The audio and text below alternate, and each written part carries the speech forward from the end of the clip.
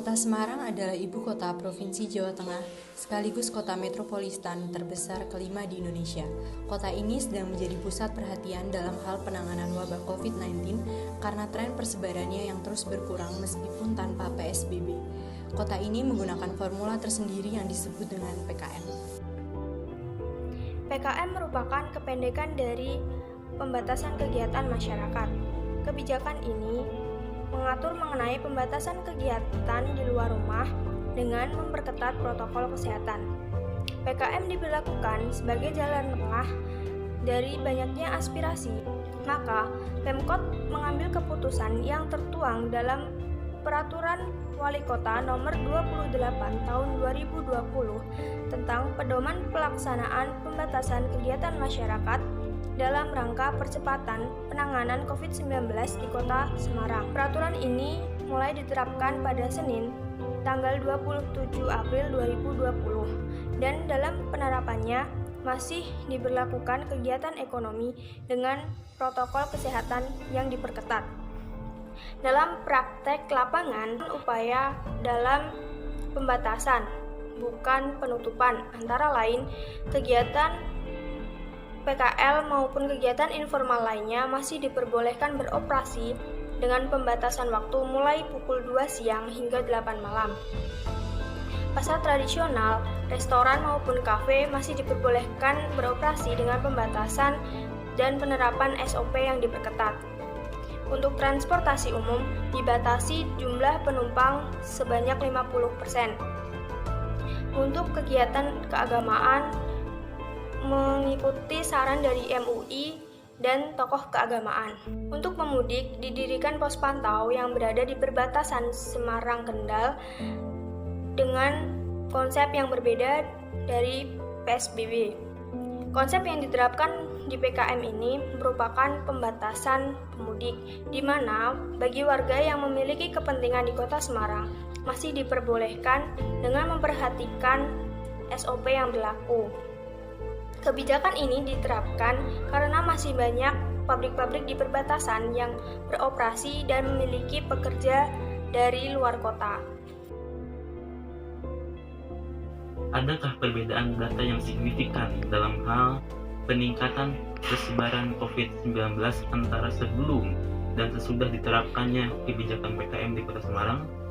Dan apakah kebijakan PKM ini bisa dikatakan efektif dalam menanggulangi persebaran COVID di Kota Semarang?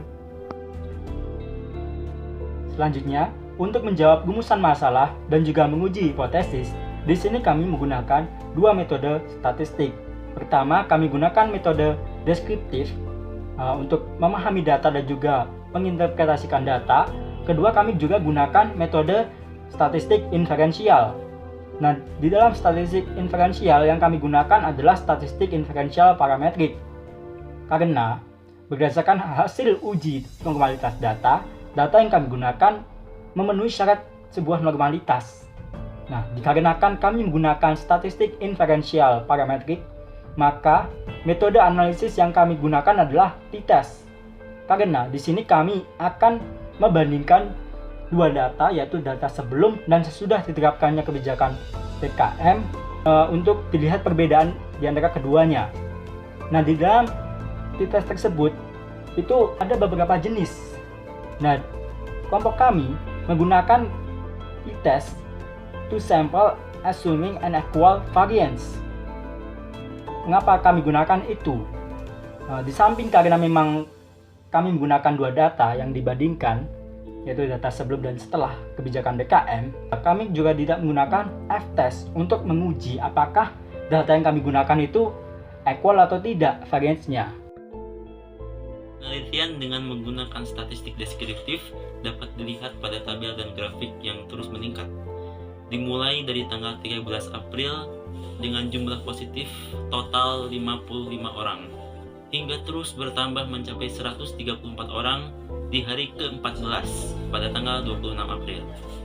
Data ini menunjukkan bahwa 14 hari sebelum diterapkannya kebijakan PKM di Kota Semarang, akumulasi dari pasien positif terus bertambah dengan rata-rata 7 kasus setiap harinya. Setelah mulai diterapkannya PKM di Kota Semarang, dapat dilihat perbedaan yang signifikan Sehari saat diterapkannya PKM, yaitu tanggal 28 April, kasus positifnya 0. Bahkan terjadi penurunan akumulasi pasien positif hingga 118 kasus. Penurunan ini terus terjadi hingga grafik terlihat mulai melandai dan terus melihat penurunan yang signifikan.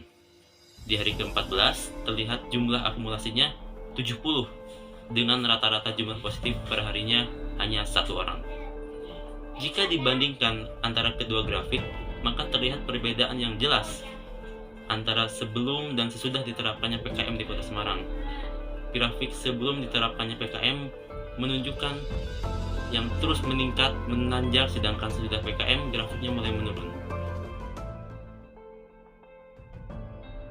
Uji analisis yang digunakan adalah menggunakan t-test karena bertujuan untuk mencari perbandingan dari data sebelum dan setelah PKM diberlakukan.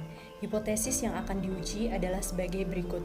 Hipotesis 0, tidak ada peningkatan kasus positif yang signifikan antara sebelum dan sesudah PKM diberlakukan.